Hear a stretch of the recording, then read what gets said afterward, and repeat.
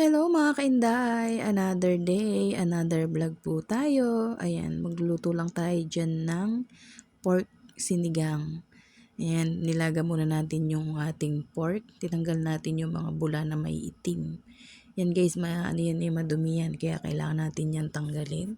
Kaya habang pakulo pa lang siya, tatanggalin na para hindi siya kumapit dun sa ating lutuan. Yan na guys, ang ating pinapalambotang pork.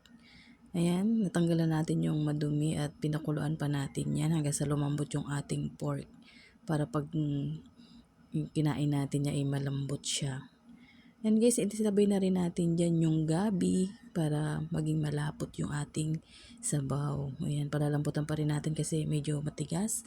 At yan guys, okay na yung lambot ng ating pork.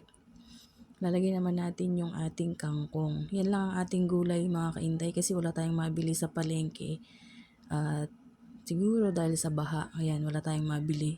Hindi tayo nakabili ng labanos at saka ng sitaw.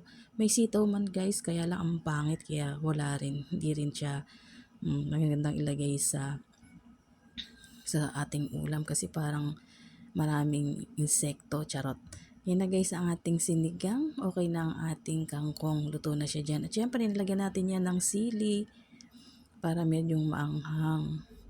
At syempre ilalagay na rin natin dyan yung ating pampaasim para matikman natin kung gaano baka daming pampaasim na ang ating lalagay. Sinigang sa sampalok with gabi yung nilagay natin mga kainday.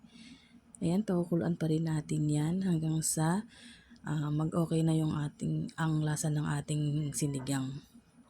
At syempre, titimplahan natin yan mga kainday. Ayan, pakuluan po muna natin hanggang sa matunaw yung ating pork, ang ating sampalok with gabi.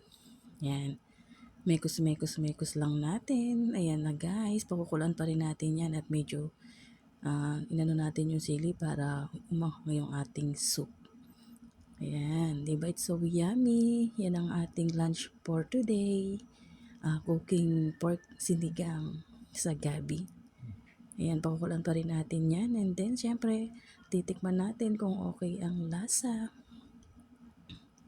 Ayan, good na. It's so yummy yan mga kainday. Ang lapot ng ating sabaw.